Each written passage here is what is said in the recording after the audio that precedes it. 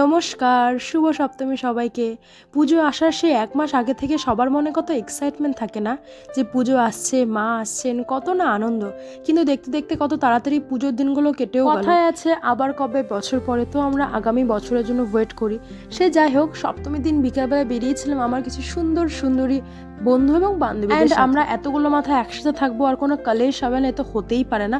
চলো তার আগে তোমাদের সবার সাথে পরিচয়। সুন্দরী নাম্বার 1 অনুশ্রী, সুন্দরী number 2 Sayantika, and most handsome man potash, and last of me. So পুজো শুরু হওয়ার আগে থেকে আমাদের প্ল্যান ছিল যে আমরা 4 জন পুজোতে একদিন বের হবো, অ্যান্ড সপ্তমীর দিন সেটা পসিবল হয়েছে বিকজ সবার ফ্যামিলি অ্যান্ড ফ্রেন্ডস আলাদা, তো সব জায়গা থেকে ম্যানেজ করাটা, বিশ্বাস করো সেদিন বোধহয় আমরা হাতে গুনে 3 থেকে 4খানা ঠাকুর দেখেছিলাম।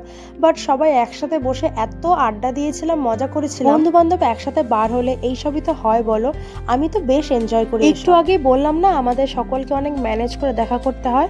এই দেখো আমরা ঠাকুর দেখা শেষ করে বিরিয়ানি খেতে এসেছিলাম, কিন্তু অনুশ্রীর আবার প্ল্যান হয়ে গেছে ওর দাদা এবং হবু বৌদির সাথে ঠাকুর দেখতে যাবে, তাই জন্য আমাদের সাথে না খাওয়া দাওয়া করে চলে গেছে। পুজোতে বন্ধুদের সাথে বার হয়ে প্যান্ডেল হপিং, খাওয়া দাওয়া আর তার সাথে ফটো তোলাটা কিন্তু মোস্ট ইম্পর্টেন্ট। তাই আমরা বিরিয়ানি খাওয়া কমপ্লিট করে তুলে নিই কয়েকটা ফটো।